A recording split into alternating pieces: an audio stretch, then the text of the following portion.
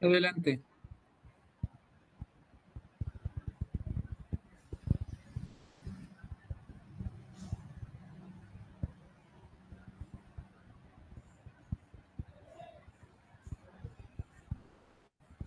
Adelante, Bernardo.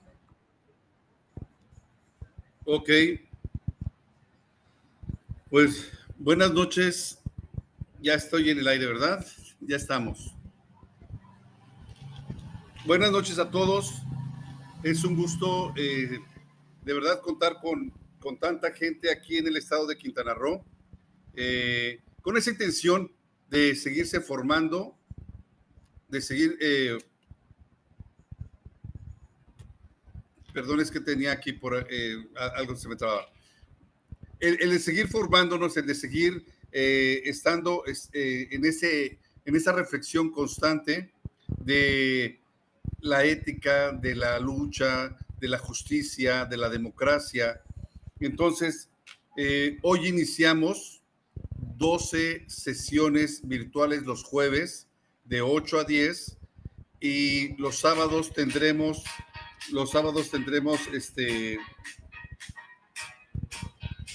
eh, los temas presenciales. Perdón, es que mi teléfono suena y me pone así como que todo loco. Entonces, pues bueno, sin más preámbulo, yo creo que presento el día de hoy a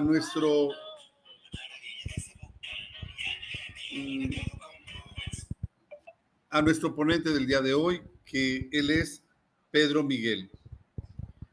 Pedro Miguel tiene estudios en sociología, literatura francesa, no. Un poquito. Ahorita nos explicará dónde se escapó esa caracterización. Ha realizado trabajos de difusión cultural y periodismo. Además de su actividad como escritor, como periodista, ha colaborado para diarios nacionales e internacionales con artículos sobre política mexicana y mundial. En diarios como Uno más Uno, La Jornada y El País de España. Como escritor, ha publicado cuentos, novelas, ensayos y poesía. Es fundador y referente ideológico del Movimiento de Regeneración Nacional, además de miembro del Consejo Interno del Instituto Nacional de Formación Política en Morena. Gracias, Pedro Miguel, y te dejo con los cursantes. Muchas gracias, Bernardo.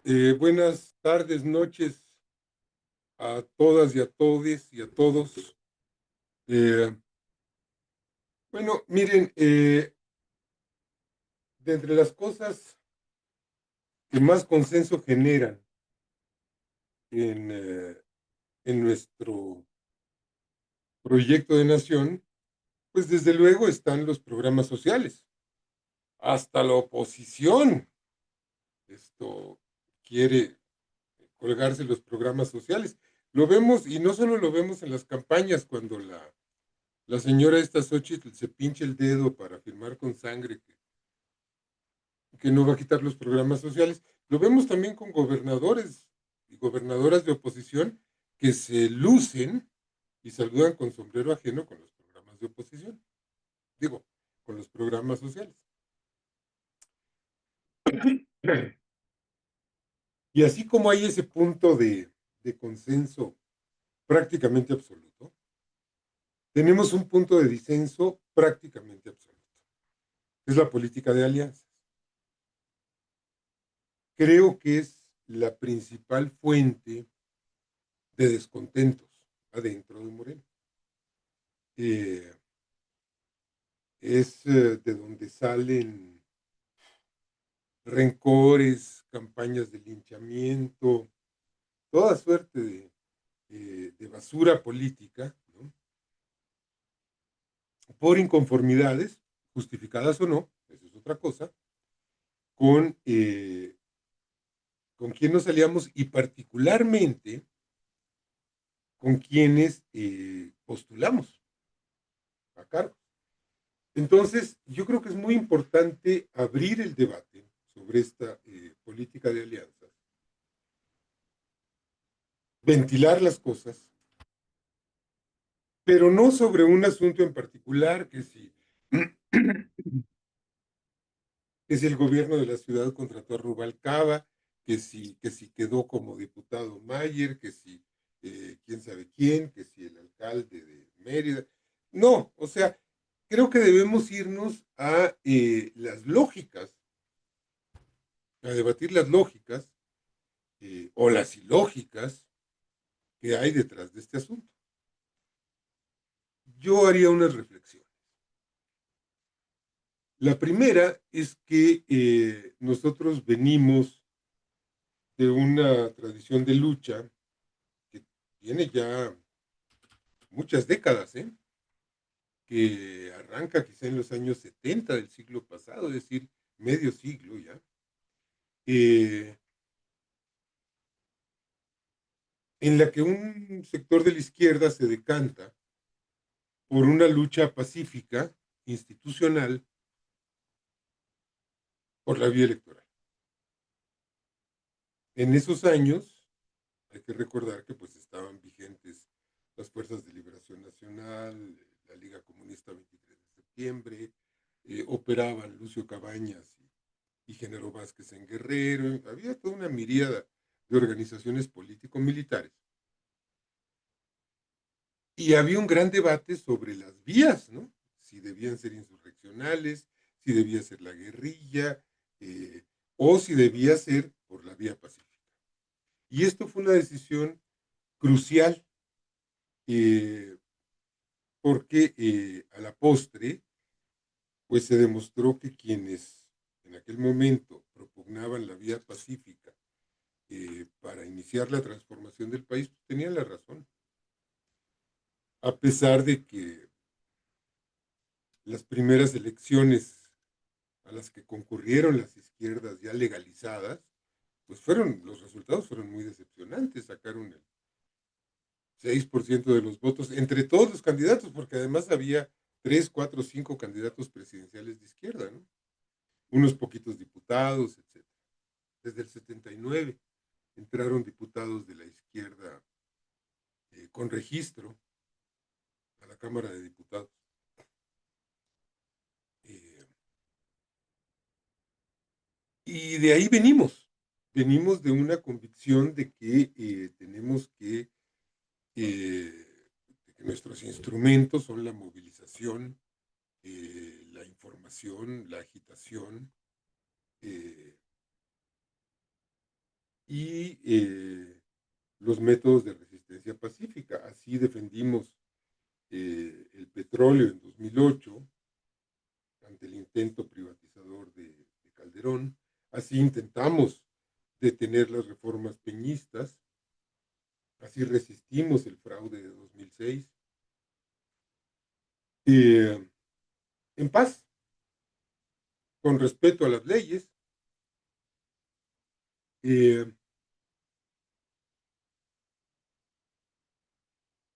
y desde luego también asumimos que cuando ganamos una posición de gobierno a nivel municipal, estatal, federal, pues tenemos también que respetar el marco legal del país. Ese respeto implica muchos sacrificios. Por ejemplo, en el sexenio pasado, Andrés Manuel no pudo avanzar todo lo que habría sido deseable, porque había que respetar un marco legal, y en ese marco legal, pues la Suprema Corte decía la última palabra, y había que respetar a esa Suprema Corte, aunque la presidiera Norma Piña, que pues, sabemos que es una aliada de la mafia prianista, ¿no? Y también había la convicción de que se tenía que ejercer el poder, consultando a la sociedad, escuchando al pueblo, porque si bien nos interesa y reivindicamos la constitución política, yo diría que el corazón de la 4T tiene como más cercano de todo el texto constitucional el artículo 31, ¿no? Todo poder público dimana del pueblo, se instituye para beneficio de este y el pueblo tiene en todo momento el derecho de cambiar la forma de su gobierno.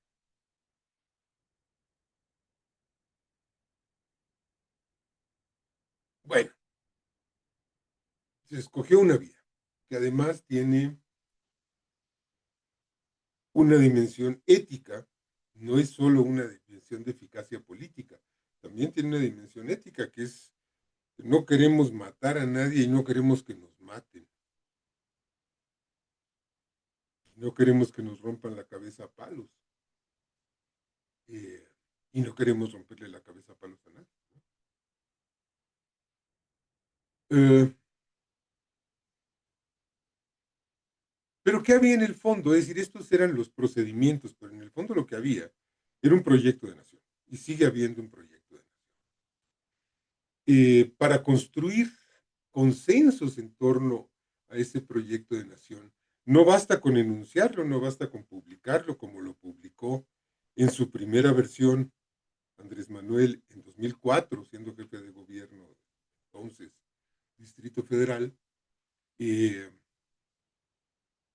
Además hay que, es decir, además de publicarlo, difundirlo, discutirlo, construirlo, se requiere generarle consensos y generarle los consensos necesarios para tener a la mayoría de la sociedad a favor de ese proyecto de nación.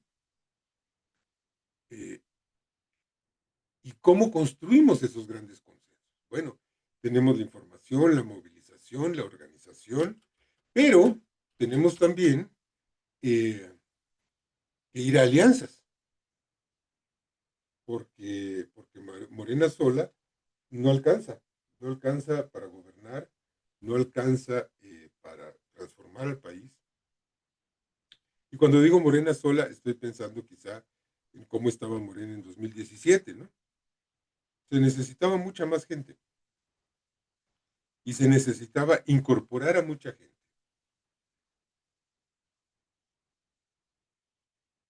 Que no había estado de acuerdo con nosotros. Se necesitaba una política de alianzas con sectores y con actores de la clase política tradicional que estuvieran dispuestos a comprometerse con el ideario de la Cuarta Transformación. Si no podíamos romper esa clase política tradicional, no íbamos a poder llegar al gobierno. Como no pudimos en 2006, a pesar de que ganamos la elección, como no pudimos en 2012, a pesar de que Peña Nieto compró la elección, bueno, en 2018 para poder llegar al gobierno teníamos que hacer un frente mucho más amplio de como lo habíamos configurado en las dos elecciones anteriores, porque sí, pues las ganábamos, pero pues las ganábamos por 3, 4, 5 puntos por ciento de diferencia y pues esos con fraude nos los remontaban. Pero ya ganarlos con 20 puntos de diferencia, ya no había fraude que aguantara eso, ¿no? No había fraude que funcionara para poder revertir ese resultado. En suma, no habríamos podido ganar la presidencia, ni la mayoría de las gubernaturas, ni las mayorías en los legislativos, si no se hubiesen establecido primero coaliciones partidistas, con el PT y con el PES en 2018, con el PT y con el Verde a partir de 2021 y hasta la fecha. Y si no se hubiesen establecido alianzas con corrientes y con personas que hasta antes de 2018 o de 2024 se presentaban como adversarias de la 4T. Y aquí viene un asunto que hay que poner sobre la mesa. Y es que parecemos estar padeciendo como una tensión entre política y ética. Y esa tensión no tiene sentido. A ver, de entrada la política es una negociación permanente, un diálogo permanente entre quienes, pues entre diversos, no puede ser entre los que piensan igual, porque ahí no se necesita ni diálogo ni negociar nada. Pero la política es dialogar y negociar. Si no hay negociación y no hay diálogo, pues entonces se acaba la política. Lo que tenemos es dictadura, si es que estamos en el poder. Y si estamos fuera del poder, lo que tenemos es la marginalidad y las catacumbas, como nos ocurría hasta, como le ocurría a la izquierda mexicana, hasta la candidatura de Cárdenas. Pues era una izquierda de catacumbas. Eh,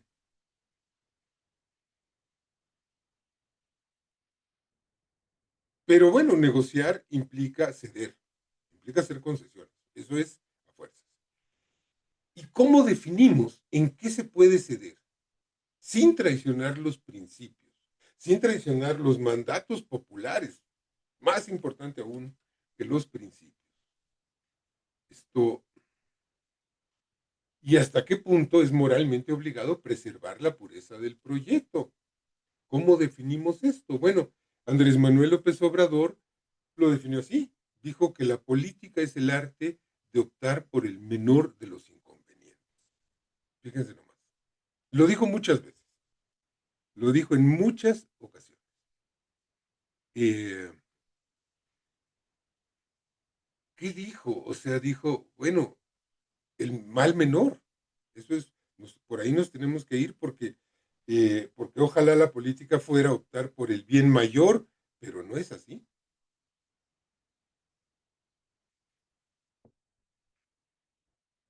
Es una definición tremendamente exacta.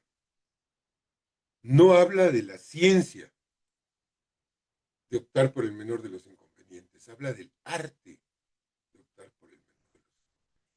Es decir, está hablando de una actividad en la que además de la técnica, de los conocimientos académicos, etcétera, entran en juego la intuición, entra en juego el oficio o la experiencia acumulada. En fin, es un oficio complejo eh, y por lo tanto es difícil reducirlo a reglas. De hecho, no hay forma de establecer de manera definitiva los lineamientos, las reglas a seguir para las alianzas políticas, que además hay de muchas. Podemos ir en alianza a una votación en el Congreso o podemos ir en alianza a una candidatura a una presidencia municipal o a una gubernatura o a la presidencia de la República. Eh, o adentro de un ayuntamiento, ¿no? A veces hay que negociar para llegar a acuerdos. Y no es muy fácil, es más, yo creo que es imposible definir reglas permanentes e inmutables porque las sociedades son dinámicas, no son estáticas. Y el mapa político de las sociedades está cambiando permanentemente. No tenemos hoy los mismos partidos que teníamos en 2021. De los que tenían registro, dos ya lo perdieron. Por ejemplo. Ah, no, había más. Había una cosa por México, creo, ¿no? Fuerza por México, algo así. Fíjense, o sea, han cambiado los partidos. ¿Habrá nuevos partidos? De seguro va a haber nuevos partidos. De seguro muchos de los que pensaban de una forma ya no están pensando de esa forma. Porque las personas también son mutables, las personas también cambian.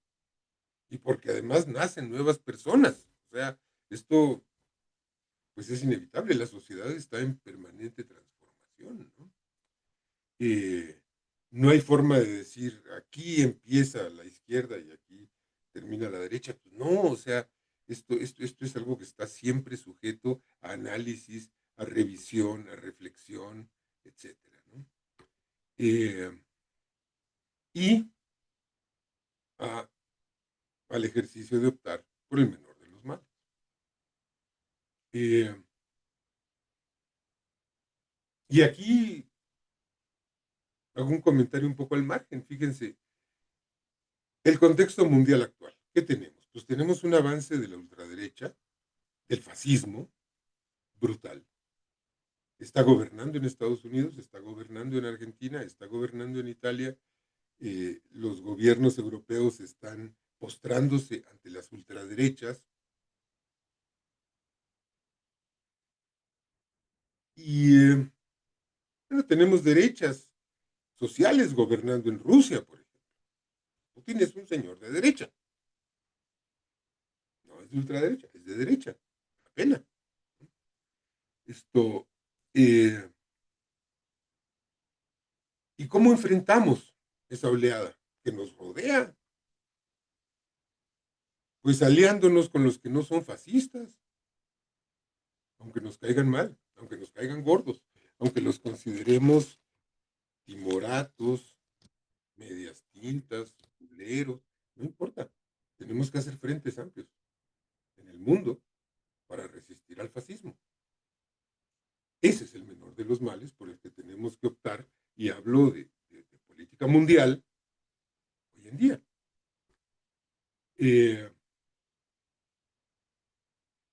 Ahora, sin duda, la sola idea de incluir ya no digamos en nuestro partido, en la coalición, en nuestras bancadas legislativas, en los equipos de gobierno que hemos formado, a personas, a organizaciones que hasta hace poco combatían nuestro proyecto, pues es incómoda, es chocante, es nauseabunda, es lamentable, ¿no? No solo porque en contra de esos individuos y de esos grupos hay muchos rencores acumulados y justificados porque nos han agredido, nos han difamado, nos han calumniado, nos han atacado a veces hasta físicamente, nos han aventado sillazos, lo que ustedes gusten y manden. Bueno, los priistas nos metían presos, nos masacraban, los panistas también, ¿no? Entonces, bueno, ante esta historia de agravios, pues sí, es muy devastador decir, híjole, le tengo que decir compañero a este güey, ¿no? Pero además hay otra razón para este rechazo, que es hasta más válida, que es el temor de abrirle la puerta a los vicios tradicionales a los que siempre nos hemos opuesto. La corrupción, el clientelismo, el patrimonialismo, el nepotismo, el influyentismo. Eh, y son preocupaciones absolutamente válidas, absolutamente justas. Pero por otro lado, tenemos que reflexionar en una serie de cosas. La primera es que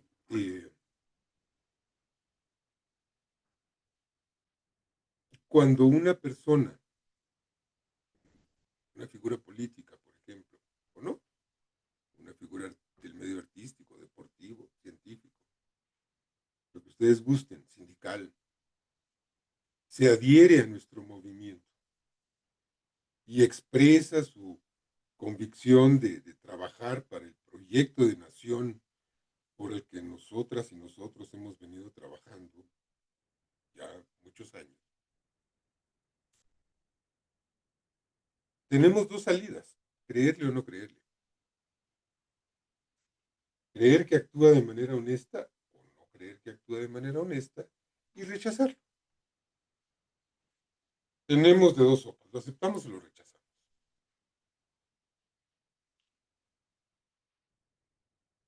Y aquí yo haría dos consideraciones. La primera es que, bueno, la desconfianza es típica de la derecha. La izquierda confía. ¿Por qué confía la izquierda? Porque la izquierda parte de una noción fundacional, y es que los seres humanos nacen buenos. Creemos en la bondad innata de las personas. Y creemos también que si las personas se desvían, se pervierten, se malogran, es por las circunstancias. Y que siempre una persona podrá redignificarse, podrá reconfigurarse y podrá rehabilitarse. La derecha, ¿no? La derecha cree que las personas son malas de naturaleza. Tenemos la marca de Caín, el pecado original. La derecha desconfía. Por eso la derecha es tan claramente partidaria de la vigilancia, de la policía, de la represión, del punitivismo, de incrementen las penas de cárcel, córtenle los huevos, tortúrenlo, mátenlo. Eso es la derecha. La derecha construye cárceles. Nosotros construimos universidades. Y esta es una consideración que nos lleva a creer, a dar el beneficio de la duda a cualquier persona que se nos acerca y nos dice, pues yo quiero trabajar por esta causa.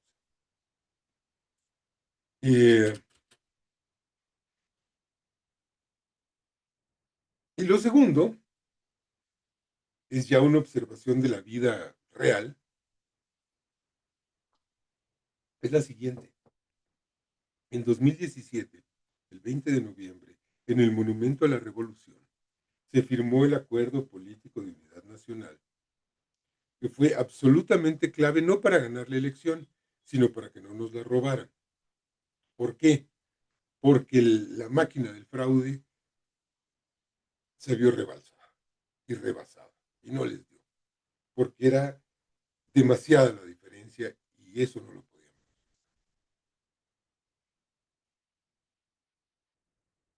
Y si bien estas alianzas con gente que venía del PRI, del PAN, del PRD, de la sociedad civil, de muchos lugares, no explica en sí nuestro triunfo, sí explica el exceso de triunfo que necesitábamos, la avalancha de votos, el tsunami de votos que recibimos.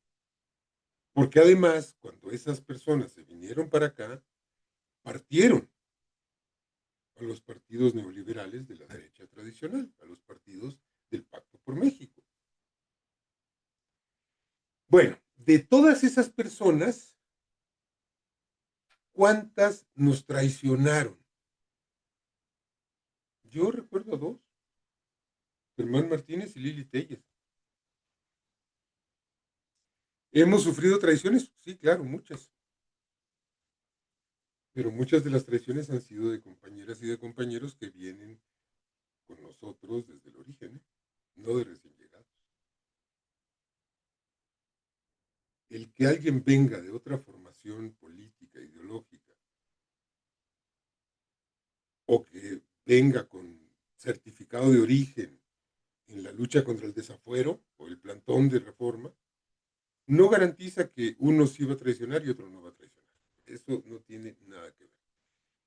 Y aquí pienso también en ese pensamiento progresista de izquierda, que es, bueno, los antecedentes no son una condena a futuro, ni nos dicen cómo se va a desempeñar el individuo a lo largo de su vida, porque la gente cambia y la gente puede regenerarse y puede rehabilitarse y nos llamamos Movimiento Regeneración Nacional y nuestra tarea es regenerar al país y a sus ciudadanas y ciudadanos y habitantes, a todos y a todas.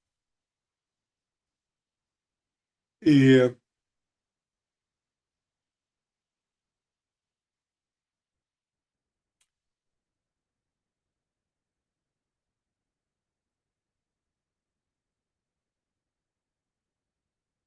pero además hay un factor eh, que creo que interviene.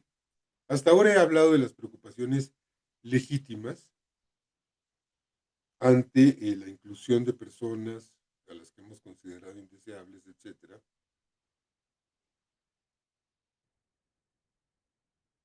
Pero creo que hay una razón que es mucho menos legítima. Y es que muchos de nosotros queremos el cargo. Y consideramos que nos lo merecemos. ¿Por qué se lo dan a ese que era panista hasta hace un mes y yo he estado de este lado toda mi vida? Pues porque se consideró más adecuado que él lo tuviera. Se consideró más adecuado que él tuviera o ella tuviera la postulación. ¿Por qué se consideró más adecuado? Pues por un análisis político realizado por la Comisión de Elecciones, el CEN, el Consejo Nacional, yo qué sé. Eh, o porque salió en la encuesta. Ah, que bueno, eso es algo muy divertido. Siempre que quede en la encuesta alguien que no nos gusta o que no quede el que queríamos, decimos, la encuesta fue una simulación, fue un fraude. No es cierto. Yo estuve en la comisión de encuestas. No se hacen fraudes en la comisión de encuestas. No tiene ningún sentido hacer un fraude. Porque si hacemos fraude en la encuesta, vamos a perder la elección. Y si hemos sido eficaces electoralmente, y vaya que lo hemos sido, porque en el 18 ganamos la presidencia y 5 gubernaturas, hoy tenemos 2/3 de las gubernaturas. Tenemos 4 veces más gubernaturas de las que teníamos en el 18.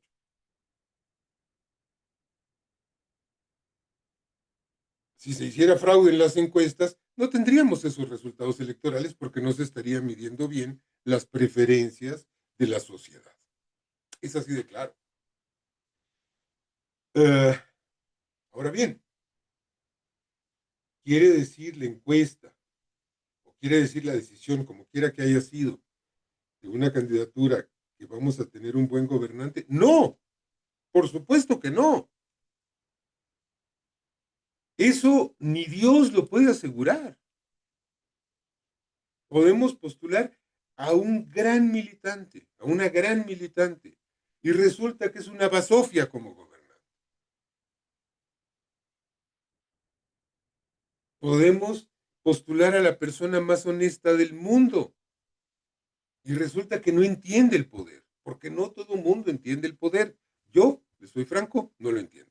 Si a mí me dicen, vas a estar de subsecretario, vale madre, me voy al Zócalo a cortarme las venas, o de senador, o de diputado, o de presidente municipal.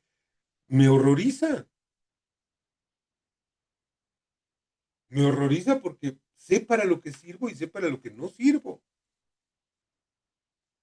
Y sé también que una trayectoria de militancia no garantiza eficacia en el gobierno. No es automático. Eh, no voy a hablar de desvíos ni de corruptelas, no, no, no, simplemente de que alguien no del ancho, pues. Y yo creo que luego confundimos la fidelidad a la causa, la congruencia con los principios, el haber estado mojándonos y asoleándonos y brigadeando y pintando bardas, con que eso nos va a dar capacidad de gobierno. No, no es automático. Ayuda mucho y es fundamental haber hecho calle, haber hecho barrio, haber hecho territorio, sin duda, pero no basta con eso. Así como se requiere pues una configuración personal específica para ser artista, para ser científico, para ser cura, para ser, pues también para ser político se requiere una configuración personal determinada y no todos la tenemos. Y la otra es que todos somos necesarios, pero nadie es indispensable. Es decir, eh, luego se nos olvida que hay algo mucho más importante que el quién. ¿Quién va a hacer tal cosa? Lo que es mucho más importante es qué se va a hacer. El quién pasa a segundo término. Lo importante es qué queremos hacer. Queremos aplicar el plan C, porque necesitamos una limpia generalizada del Poder Judicial. ¿Quién va a presentar la iniciativa en el Congreso? Vale madre quién va a presentar la iniciativa. ¿Quiénes la redactaron? Quienes hayan sido, quienes estaban ahí, quienes iban pasando. ¿Han oído que alguno de nuestros legisladores o de nuestras legisladoras se cuelgue la medallita de decir, yo lo redacté? Pues no, porque lo importante era la reforma y aprobar el plan C, no, no, no, no, quién lo hiciera. Lo importante es hacer un buen trabajo en los puestos de dirigencia del partido, en los puestos de gobierno. Es mucho más importante que se haga un buen trabajo a que se tenga un nombre y un apellido y una trayectoria o a que alguien crea que tiene los méritos para eso. Y fíjense, entre los gitanos hay un principio que ojalá y lo pudiéramos adoptar. Ojalá y pudiera ser parte de nuestra esencia. Dicen los gitanos cuando hay que elegir a un nuevo jefe de la tribu, porque forman tribus, ¿no? Eh, Dicen, primer principio, quien dice yo quiero ser, ese no debe ser. ¿Quién debe ser? Quien decida la comunidad.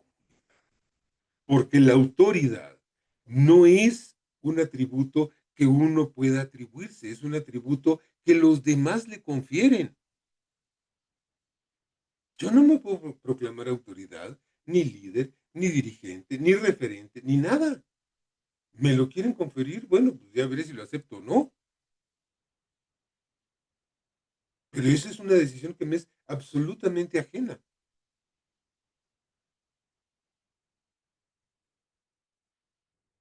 Eh,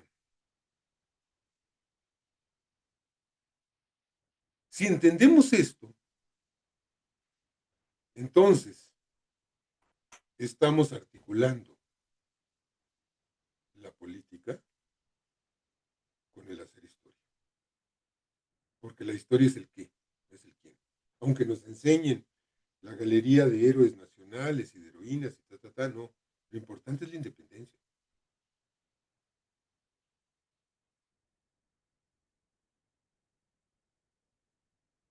Imagínense qué habríamos dicho los militantes de Morena, cómo le habríamos mentado la madre a Vicente Guerrero cuando se alió con Agustín de Iturbide. ¿Qué le estaríamos diciendo? Oye, pero si ese güey es realista, te persiguió, es un ojete, no quiere la independencia, te va a traicionar, pero qué bruto eres, cómo te fuiste a aliar con ese, o ya te corrompiste. Todo eso le estaríamos diciendo los morenistas a Vicente Guerrero.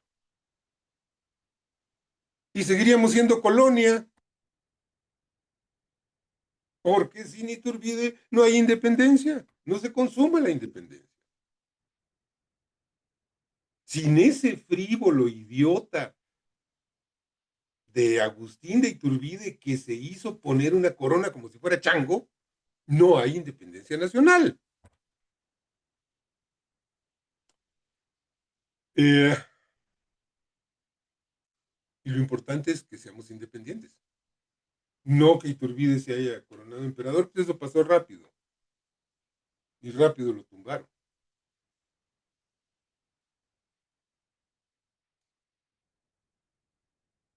Otro punto importante a considerar es que las revoluciones son momentos de gran incertidumbre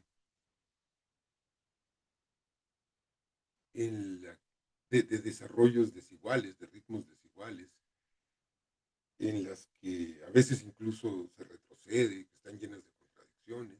¿Por qué? Bueno, pues por la fórmula típica, porque lo viejo no termina de morir y lo nuevo no termina de nacer. Estamos inventando reglas para muchas cosas que no existían. Pues hoy entra al legislativo la propuesta de ley para combatir la extorsión. No hay en el México actual la figura de extorsión. Hay muchas reglas, hay mucho nuevo que no existe todavía. Y hay mucho viejo que sigue existiendo. Bueno, y la revolución de las conciencias, como en toda revolución, pasan estas cosas. Los ritmos desiguales, fíjense, los sectores mayoritarios de la sociedad, los de abajo, el pueblo, han avanzado mucho más rápido en esta revolución que la clase política tradicional. Hay mucha más claridad en la gente que entre los políticos. Pero esta clase política, incluso la tradicional, no la nueva clase política que nosotros empezamos a formar, sino la clase política tradicional, también ha empezado a subirse al carro de la revolución de las conciencias. Miren qué paradoja. Y ahí les va, la prueba de esto es lo que dicen desde la oposición, desde el PRIAN. Dicen, ahora el PRIAN está en Morena, ¿no? Bueno, lo dicen con mucha amargura, lo dicen con mucho rencor, con mucha desesperación, pero hay un hecho real en esa afirmación. Y es que buena parte de la vieja clase política se ha alineado en oleadas sucesivas con la Cuarta Transformación. Si ustedes hacen una lista de nuestros funcionarios, de nuestros diputados, de nuestros presidentes municipales, de nuestros legisladores, van a ver que buena parte de ellos vienen de otros partidos. Y, y están trabajando en su gran mayoría por la transformación de la vida pública nacional.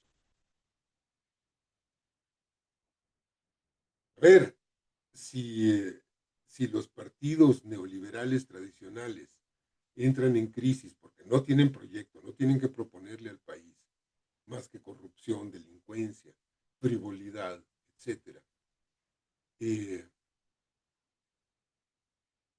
pues van a tener una merma en los votos. Es así de claro.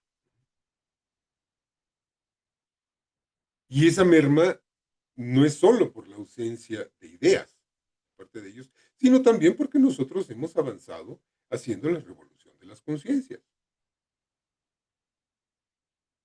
Pero esa pérdida de votos también tiene que ver con que han perdido segmentos, han perdido dirigentes, han perdido a muchísima gente, han tenido una hemorragia de militancia.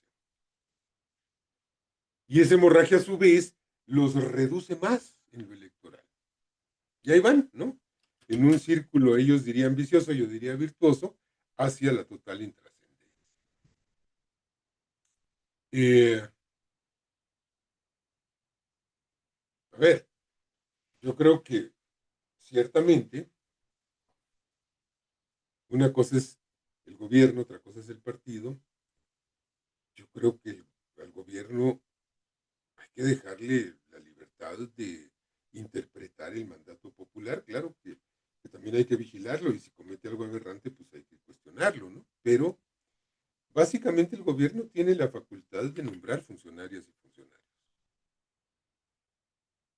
En el partido creo que a nadie se le ocurriría el disparate de llevar al CEN a alguien que hasta mayo de este año estaba en el PRI, o en el PAN, o en Movimiento Ciudadano, ¿no? Pues no. Eh, Creo que se les debe aceptar, se debe asegurar que reciban formación política, como se debe asegurar que reciba formación política toda la militancia, pero estos más.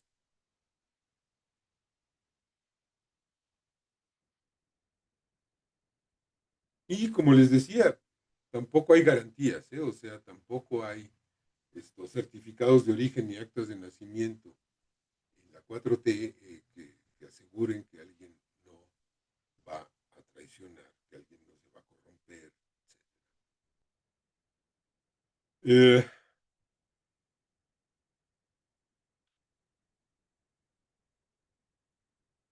Desde luego tenemos un límite legal evidente, es que bueno, no queremos delincuentes, no queremos gente que haya sido condenada por tribunales.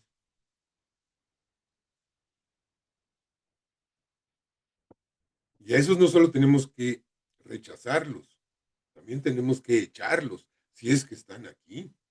Tenemos que llevarlos a la Comisión de Honestidad y Justicia, porque no queremos ser un partido de delincuentes como lo son en buena medida el PRI y el PAN a estas alturas. Eh, También sería absurdo como aceptar como si nada a personas que, habiendo pertenecido a Morena, pues traicionaron y se fueron a otro partido. Y ahora que ahí vienen de regreso, híjole, pues ya sabemos que lleva la etiqueta de traidor o de traidora, ¿no? ¿Para qué? Fuera de eso, yo diría, creo que hay que actuar de buena voluntad y sí, darle voto de confianza a la gente. Y bueno, pues, si hay gente que traiciona ese voto de confianza, bueno, pues que se vaya a la Comisión de Honestidad y Justicia y que se decida si se le mantiene o si se le saca del partido, ¿no? Eh, Estas serían más o menos las reflexiones que yo les plantearía y nos quedan unos minutitos si quieren echarme preguntas, mentadas de madre, observaciones. Estoy plenamente dispuesto.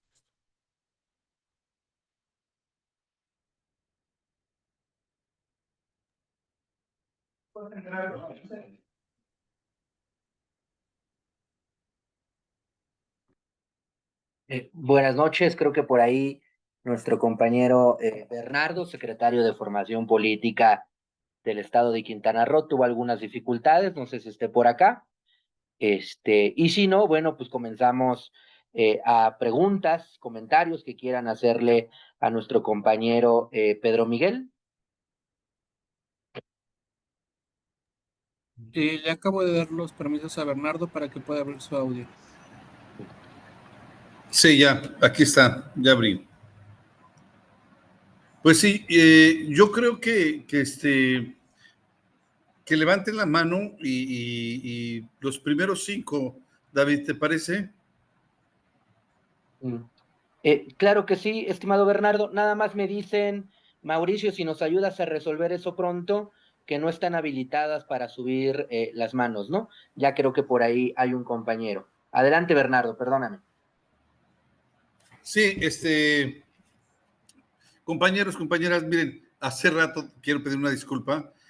Tenía 1000 mensajes, tenía 100 llamadas, era el momento de entrar. Yo no veía que estaban conectados bastantes gentes. Había 350, están conectados 200, pero cuando iniciamos había casi 100. Entonces era así como que me empecé a preocupar, pero bueno, ya echamos a andar la tecnología, ni modo, así es. Yo no soy tecnología y quiero pedir una disculpa de verdad. Hice una presentación muy rápida porque ya los nervios me comieron y todo esto. Pero bueno, miren, pues ya, sí, ya levantaron la mano para que entonces hagamos esta dinámica, esta ronda de preguntas. Y bueno, pues aquí, David, entre todos, pues vamos solucionando, resolviéndolas, ¿sale? Solo comentarles a Adelante. los compañeros y participantes que están aquí que para poder levantar la mano hay una barra de herramientas en la parte de abajo de la computadora o del celular y ahí hay un icono que es justamente una manita para que ustedes le puedan picar y aparezca aquí que ustedes quieren tener la palabra. Por ejemplo, el compañero Raúl Basurto, comenzaríamos con él. Raúl, te estoy enviando invitación para que puedas abrir tu audio. ¿Podrías abrirlo? Te escuchamos.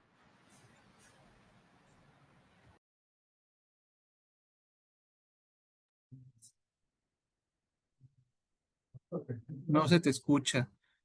Raúl, vamos con Reinaldo Miguel. Mientras Raúl, a ver si puede solucionar el tema de su audio. Reinaldo, Sí me adelante. escuchan, sí ¿Ya? me escuchan. Sí, sí te escuchamos.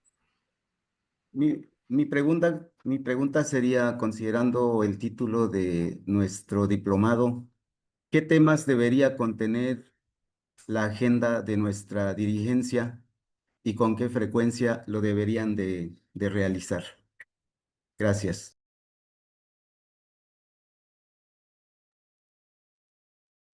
No sé si alguien más quiera que le Perdón, demos la palabra. yo creo que esa es una Adelante, Pedro. pregunta para el INFP, no para mí. Sí. Raúl Basurto, hace rato sí podía hablar, Mauricio. Sí pude abrir ¿Sí? su... A ver, Raúl, regresamos a ver si abres tu Sí, creo audio. que ya, ¿no? Ahí está, ya te Ah, ok. escuchamos. Bueno, sí, más bien con esta idea de traición, ¿no? Que Pedro Miguel estaba mencionando ahí.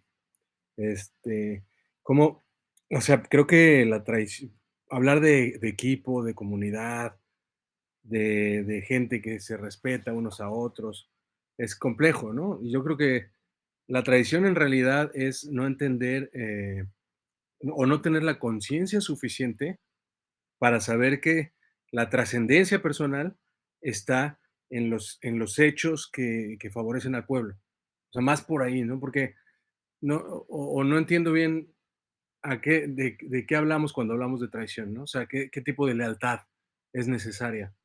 Yo creo que es una Des- cuestión de conciencia del pueblo, ¿no? No sé, no, a ver, algo así. la traición es decir que vas a aplicar los principios de conducta para lograr objetivos, o sea, no mentir, no robar, no traicionar al pueblo, para lograr la cuarta transformación de la vida pública nacional, y no hacerlo.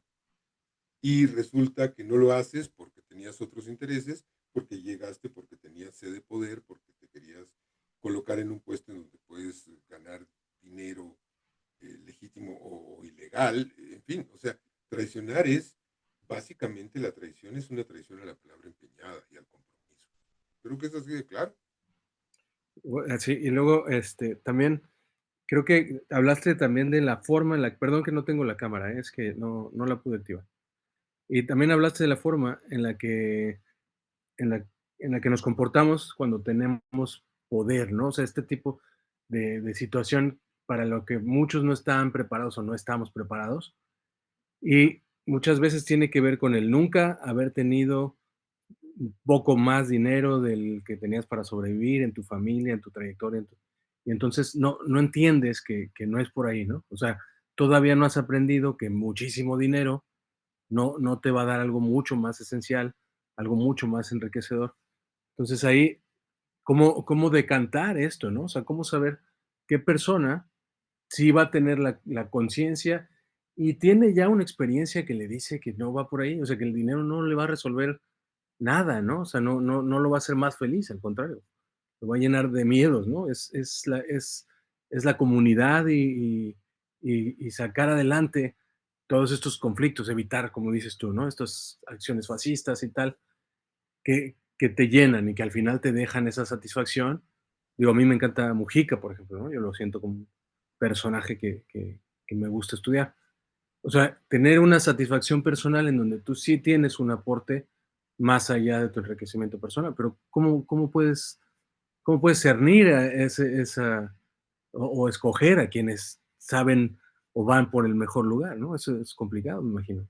Siempre es una lotería y es que, mira, nunca se puede tener la certeza cuando se escoge a personas de que se escogió bien. O sea, yo he visto a compañeras y compañeros nuestros que van al legislativo estatal o al federal. Venían de vivir con 10,000 pesos, con 15,000 pesos mensuales. Y de pronto empiezan a ganar sueldo de diputado arriba de 140,000 pesos. Se vuelven locos. Lo primero que les pasa es que ya no les alcanza el dinero. Se empiezan a endeudar a lo bestia. Se aficionan a la suburban. Es complicado. Y bueno, pues la única forma de evitar esto tendencialmente es la formación política, no hay más. Y ética, bueno, de muchos sentidos, ¿no? Porque es como un futbolista, como un boxeador, ¿no? De repente gana mucho dinero y ya puedes comprar todo, ¿no? Gracias.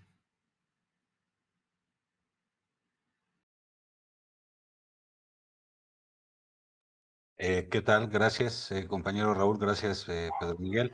No sé si alguien más quisiera.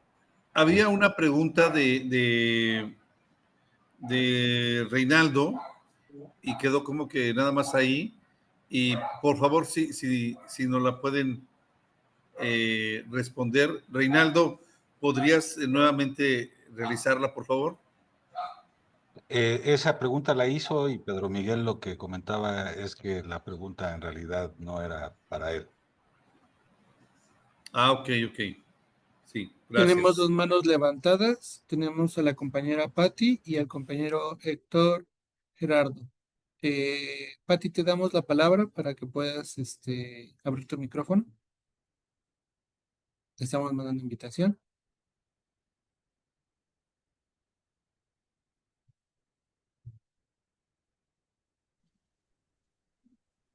Hola, buenas noches. Bueno, Yo solo quisiera hacer un comentario referente a lo que dijo ahorita nuestro compañero. bueno, yo pienso que es más, nos estamos saliendo más allá de lo que debe de ser el partido. Pues sinceramente ni siquiera pensar en el dinero, sino trabajar por convicción, por creer que esto siga siendo una fuerza para seguir cambiando el rumbo de lo que se está trabajando en el país. Es seguir en los principios del partido, no pensar en el dinero, que eso es por añadiduría, como dijera Dios, pero es trabajar por convicción, con el pueblo, con la gente, seguir tratando. Si ya uno se pone a pensar en el dinero, te sales ya de, de cualquier lugar, o sea, de lo que debe ser el enfoque de seguir trabajando con el pueblo y seguir hablando con la gente. Yo solo es un comentario que quería realizar, nada más, con lo que dijo el compañero, nuestro compañero. Sí, Pati, pero fíjate que aquí hay un problema. Venimos de una tradición que inicia en la colonia, del virreinato, que identifica el poder político con el dinero, sea por corrupción, sea porque ganas buenos sueldos, lo cual es ya de hecho una forma de corrupción en un país con tanta desigualdad. Y esa tradición de siglos no la vamos a erradicar ni en 1, ni en 2, ni en 3 sexenios. Entonces, hay mucha gente que dice, este es el partido que ahora gana las elecciones, me voy a meter ahí porque ahí me voy a colocar y voy a ganar un cargo y en ese cargo voy a hacer dinero. Eso no lo podemos impedir. No estamos haciendo la cuarta transformación en la corte celestial, la estamos haciendo en México. Y en México tenemos una sociedad muy acanallada y gente que piensa de manera muy atrasada y muy deformada. Es un empeño de largo plazo, educar a un país completo, pero tenemos que ser conscientes de que nos van a llegar muchas personas motivadas por el afán de lucro, porque ven la política como un lucro, como una posibilidad de lucro. Y por eso tenemos que insistir en...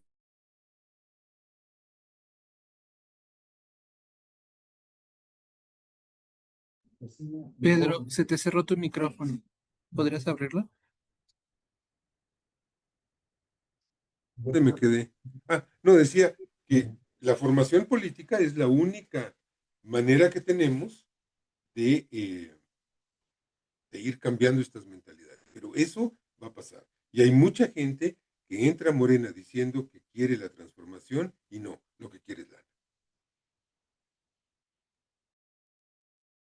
Ahora vamos con la participación de Héctor Gerardo. Héctor, te estamos mandando invitación para abrir tu audio.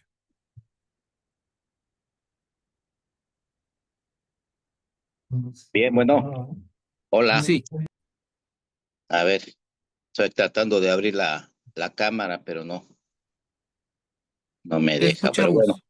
bueno, me escuchan entonces. Mira, hace rato, Pedro, comentabas que las candidaturas que se eligieron se hicieron análisis muy concienzudos y aún así, bueno, también comentabas que tuvimos traiciones y las más notorias fueron las de Lili Téllez y Germán García. Germán, el panista yo vengo del Germán PMT, Martínez. No, Germán Germán. Martínez. Yo vengo del PMT, tuve un extraordinario maestro, Alberto Castillo, desde 1976. Entonces te puedo comentar que nos decía Alberto Castillo que cuando nosotros tuviéramos la edad que tenemos ahora, 50, 60 años, hasta entonces íbamos a ver el triunfo de nuestra lucha, que nos costó muchas vidas, nos costó mucho trabajo, pero hemos visto también que no se ha tomado en cuenta realmente a quienes tenemos experiencia. Yo ya fui diputado local en la 10ª legislatura de Quintana Roo. No voy a hablar mucho de mí, nada más te diré que yo cumplí con mi trabajo, presenté poco más de 20 iniciativas de alto contenido social y pues como estábamos en la época del PRI, no pudimos hacer nada. Fui por el PRD, diputado por el PRD 2002-2005 y no pudimos hacer gran cosa, pero sin embargo dimos la batalla y logramos algunas cuestiones que se lograron, como por ejemplo la ley de adultos mayores que presenté en el 2004, después la aprobaron hasta el 2005, la hicieron pedazos, pero bueno, finalmente la aprobaron. Entonces la pregunta que te hago, Pedro, ¿tú crees que de verdad valga la pena que se siga metiendo gente a través de esos análisis concienzudos, entre comillas, de los que hablas? Porque de verdad yo no he visto ningún análisis concienzudo. Aquí en Quintana Roo tenemos, pues la verdad, a muchos que tienen el poder y el control del partido, que no tienen ninguna formación política, ni la básica siquiera, pero sin embargo, ellos son los que tienen el control y no dejan que participemos quienes tenemos mucha, ya experiencia política, que ya estamos viejos, que tenemos experiencia política. No es una queja que estoy haciendo contigo, ni mucho menos. Estoy haciendo el comentario porque de verdad no veo yo aquí tampoco que se haya abierto la posibilidad de participar a los compañeros de las demás municipios, de los 11 municipios del estado de Quintana Roo.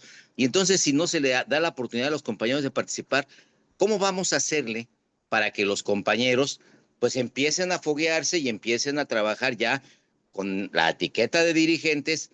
Porque aunque sea deberían de haber abierto los de la dirigencia estatal, deberían haber abierto por lo menos un enlace, ya no, si no quisieron hacer comités municipales, por lo menos un enlace. Mira, en el PRD, tú lo sabes porque también vienes de allá, teníamos vida, no sé si vengas de allá, pero bueno, teníamos vida política, teníamos vida partidaria, y aquí no tenemos vida partidaria simplemente. Entonces, si no hay vida partidaria, ¿cómo vamos a preparar a los cuadros? Con estos cursos que se dan esporádicamente, que ahorita parece que ya van a ser más frecuentes, pero así no se da. La formación política se da en las calles, la formación política se da platicando con la gente, la formación política se da cuando actúa un compañero o compañera, le das la posibilidad de que sea un enlace en un municipio, para que ese compañero que tenga esa responsabilidad empiece a hacer de una vez ya también allá la estructura para que en el 2027 no nos vaya tan mal. Ya no te quiero platicar de otras cosas más, pero bueno, lo más importante ahorita y lo que a mí me preocupa en lo personal es que no se está dando participación política a ninguno de los compañeros de los municipios. Yo presenté un proyecto de trabajo, incluso hice un análisis FODA, ahí lo tengo, ya se los presenté a varios compañeros y sin embargo no se ha podido hacer nada. ¿Qué crees tú que se puede hacer en un dado caso que no se abra la participación? Vamos a continuar con algunas de las participaciones como esta ahorita esporádicas que se dan, o estás de acuerdo que tenemos que abrir espacios a los compañeros en todo el estado de Quintana Roo para que puedan empezar a foguearse. ¿Cómo la ves, Pedro? Mira, yo honestamente, Héctor Gerardo, veo un problema en tu lógica. Tú hablas, no se nos da la oportunidad de participar, no se nos abren espacios, no se le da participación política a ninguno de los compañeros. Yo te diría, oye, no son oportunidades, no son regalos, son derechos. Nadie te tiene que dar nada. Tú te arrogas el derecho de participar porque tienes como militante, como ciudadano, el derecho de participar. ¿Y qué quiere decir esto? Esto quiere decir, ¿no les gustan sus dirigentes? Pues cámbienlos. Organícense y cámbienlos. Tenemos un estatuto, tenemos instrumentos para normar la vida interna del partido. Úsenlo. Es decir, organícense. Es decir, tomamos la presidencia porque no nos gustaba cómo estaba llevando al país. Y no podemos cambiar un comité municipal, por Dios. O sea, a ver, esto me queda claro que hay descontentos justificados en la base, pero mira, creo que cuando tú dices que se les dé la oportunidad ¿De quién estás hablando? De una dirigencia que no te la va a dar. ¿Por qué? Porque es gandalla, por lo que tú quieras.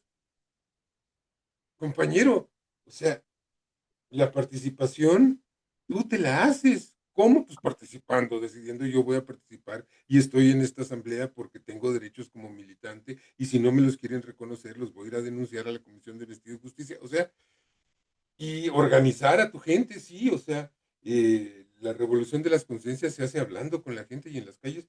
Pues sí, pues eso es lo que hay que hacer. Y a partir de ahí, subes. Pero fíjate cómo tus expresiones lo que reflejan es como cosas que van de la cúpula hacia abajo, ¿no? Dar oportunidades, abrirles espacios, darles la posibilidad. Yo creo que date la oportunidad, date el derecho. Tú y tus compañeros. Ahora, ¿qué sentido tiene esa participación? Si esa es una participación, pues, quieres transformar al país, pues, creo que nadie te lo puede negar. Si es una participación porque a fuerza quieres un cargo, pues se va a notar. Las dos cosas se van a notar. Eso es lo que tengo que decir y también les diría una más, y es que ha habido muchas quejas, más en el pasado, ahorita ya no tanto, pero las va a seguir habiendo. Por ejemplo, una que era muy recurrente. Nos impusieron una dirigencia desde el centro. Y sí, a veces se imponen dirigencias. ¿Cuándo se imponen dirigencias? Cuando hay dos grupos, o tres, o seis, agarrados del moco, entre ellos. La dirigencia nacional no va a tomar partido en esas. Va a decir, no, pues uno de afuera. Es lo más sensato. Es la única forma de garantizar que no se desmorone el partido. Tiene que haber vida interna. Vívanla, háganla. No hay más. Eso es lo que tengo que decir. Gracias, Pedro Miguel. Gracias, Héctor. Ahora le damos la palabra a la compañera Karina. ¿Puede activar su audio, compañera? Sí, buenas noches a todos. Karina de Playa del Carmen. Pues mire, yo basado en el comentario que hizo ahorita el compañero anterior y el licenciado Pedro, pues yo también tengo esa duda de que si yo como nueva militante estoy interesada en tomar la capacitación y la formación y conocer pues el inicio del partido y todas sus políticas y reglas y procedimientos, pero tengo esa duda de si ahorita las personas que están en el gobierno, en las nuevas elecciones que hayan, ya sea municipales o estatales, ellos van a destinar ya a su personal o uno democráticamente va a poder participar y quién va a apoyar a esos nuevos participantes. Esa es la duda que tengo.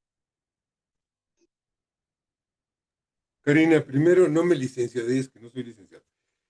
A ver, depende de ti, depende de ustedes. Para que haya un acto de autoritarismo se necesitan dos. Uno que lo ejecute y otro que lo acepte. Es así de claro. Depende de ustedes. O sea, ¿quiénes forman el partido? Pues la militancia. No hay más. No hay una mano divina formando el partido. ¿A quién dirige la dirigencia? A la militancia. Y si la militancia no quiere ser dirigida por esa dirigencia, pues no va a ser dirigida por esa dirigencia. No hay más. Es decir, participen, hagan vida partidista, están las condiciones dadas, échense para adelante. Nadie lo va a hacer por ustedes.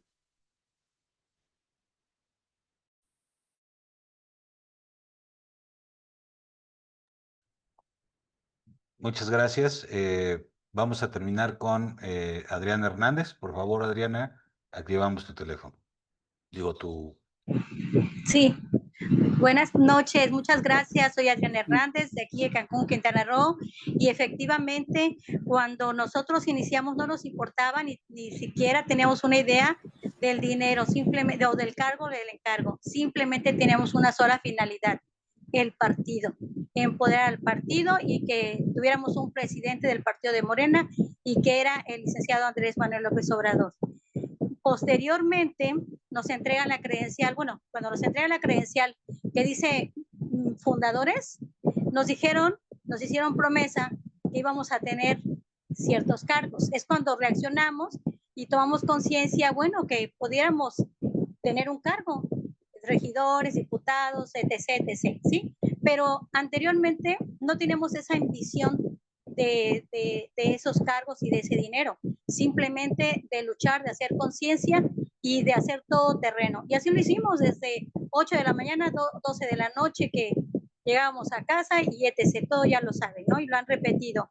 Pero el cargo y el encargo en el gobierno, pues sí es importante también, porque a veces el pobre no apoya al pobre, sí, apoyan al que tiene poder, o a veces necesitamos poder para poder darle algún algo a las personas, para el pasaje, para el agua, que eso antes no nos era tan importante, pero hoy en la actualidad, pues sí, a veces queremos hacer estructura, pero pues ya están con otra persona que sí les da. Entonces, tampoco vamos a morir como Carlos Marx en la pobreza, ¿no? Sino tenemos también que hacer esa carrera política. Entonces tenemos partido, pero también tenemos gobierno, y ahorita es gobierno. Y sí es cierto lo que dice, ¿no? Que nos hace falta la organización, nos hace falta que en esa organización podamos debatir de una manera crítica y hacer conciencia y poder estar en esa posición para poder hacer más. El partido es importante, la gente es importante, y el único objetivo que teníamos nosotros era hacer historia y la esperanza que es México. Eso es lo que a nosotros también nos impulsaba a seguir. Es cuanto. Gracias, Adriana. Mira, yo te diría que si tu interés es la transformación de México, si ese es tu interés en la política, pon un puesto de quesadillas, pon una refaccionaria, pon un hotel, cómprate un Uber, consíguete una chamba, búscate un medio de vida, no la política. Si la política se vuelve tu medio de vida de manera accidental, bueno, está bien. Pero si tú estás buscando resolver la pobreza, como dices, no vamos a morir en la pobreza, como Carlos Marx, a través de la política, no estás en el partido correcto. No estás en el partido correcto porque la política no es para sacar chambas. Les prometieron cargos. Quien les prometió eso está mal. Es una promesa perversa y es una promesa corruptora, porque aquí no estamos por cargos. Estamos por un deber moral, nada más. No estamos por una recompensa. Y un cargo es una recompensa. Y salir de la pobreza es una recompensa. No estamos por eso. ¿Quieres salir de la pobreza? Maravilloso. Me parece muy bien. Ya tu gobierno te está dando algunos elementos. Te está dando programas sociales, te está dando incrementos al poder adquisitivo del salario muy sustanciales. ¿Necesitas más? Correcto. Cámbiale. Te digo, o sea, pon un changarro. Vende ropa. Pero no busques dinero a través de la política, porque si estás buscando dinero a través de la política, te puede pasar algo terrible y es que lo consigas. Y si consigues dinero a través de la política, te vas a creer en serio que la política es para hacer dinero y entonces vas a sufrir una involución ética tremenda.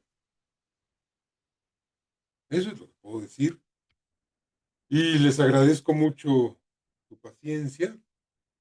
Me tengo que retirar porque yo no vivo de la política, tengo que hacer mi chamba. Estoy muy atrasado. Maestro, Muchas gracias, Pedro Miguel. Le dejamos la palabra a Bernardo. Maestro, muchas gracias, de verdad. La intención de este diplomado en nuestro estado de Quintana Roo fue precisamente una de las características que tomáramos más en serio entender lo que es la soberanía. La soberanía no es de un grupo, la soberanía no es individual, la soberanía es de todos. Y entonces, pues yo sí quisiera agradecerle muchísimo, de verdad, el que nos haya hablado de regresar, de volver a concientizarnos de exactamente cuál es el papel como fundador, como militante, como servidor público, servidor popular, y desde ahí entonces poder de verdad hacer más posible ese segundo piso, más factible esa cuarta transformación. Yo le agradezco de verdad infinitamente y yo espero que poco a poco mis compañeros vayan tomando más en serio el ser leal a este proyecto Morena. Perdón, voy a cerrar con una historia que me parece que es muy edificante. El mejor presidente municipal que se recuerda en Huesca, Hidalgo, es un hombre que fue electricista, era el electricista del pueblo. Creo que ahí funcionaba Luz y Fuerza, la extinta Luz y Fuerza, y él se encargaba de los transformadores, de los cables, y además le hacía favores a los vecinos y les reparaba sus instalaciones en sus casas sin cobrar nada. Vivía de su sueldo de electricista, que no era malo, pero pues era un sueldo X, ¿no? Y en las primeras o segundas elecciones, en 79 o en 82, en las que participó la izquierda, creo que fue el PSUM o el PMS, dijeron, pues vamos a postular a alguien para la presidencia municipal. Y dijeron, ¿a quién? Pues a este, pues este tiene una vocación de servicio maravillosa. Entonces fueron a su casa, poco después de comer, a las 5 de la tarde, y le dijeron, oiga, una comisión como de 12 personas, hemos decidido que queremos que usted sea el candidato a presidente municipal. Y él dijo, no, de ninguna manera. Yo no puedo ser. Le dijeron, ¿por qué? Pues porque soy el electricista, pues ¿quién va a arreglar los cables? Y yo soy presidente municipal. Bueno. Estuvieron ahí los de la comisión y fueron agregando gentes hasta que llegaron a ser más de 100 personas, que obviamente no cabían en la casa de este hombre. Y a las 2 de la mañana, por cansancio, lo convencieron. Y les dijo, miren, ya, por favor. O sea, me tengo que levantar temprano, tengo chamba que hacer. Está bien, acepto su chingada candidatura. Órale, ya, váyanse. Y ganó la presidencia municipal y se le recuerda como el mejor presidente municipal porque por las mañanas era presidente municipal y por las tardes seguía haciendo su trabajo de electricista y trabajaba 16 horas diarias. No cobraba como presidente municipal porque decía, bueno, yo tengo mi sueldo como electricista. Terminó su periodo y volvió a ser el electricista. Creo que es un ejemplo de cómo debemos ser y lo que debemos pensar las y los militantes de este gran país. Muchas gracias a todas y a todos por estar aquí. Muchas gracias. Pues muchas gracias a todas y todos. Gracias, Pedro Miguel. Ha dejado unas reflexiones muy interesantes a propósito de la responsabilidad militante, ¿no? Que para mí consistiría justamente en pasar de la demanda y de la queja y de cierta espera de poder a una posición más humilde y autocrítica. Te agradecemos mucho, Pedro Miguel, les agradecemos mucho, compañeros, compañeras. Nos vemos la próxima sesión. Por ahí pusimos la liga de asistencia. Nos estamos viendo. Un abrazo para todas y todos. Gracias.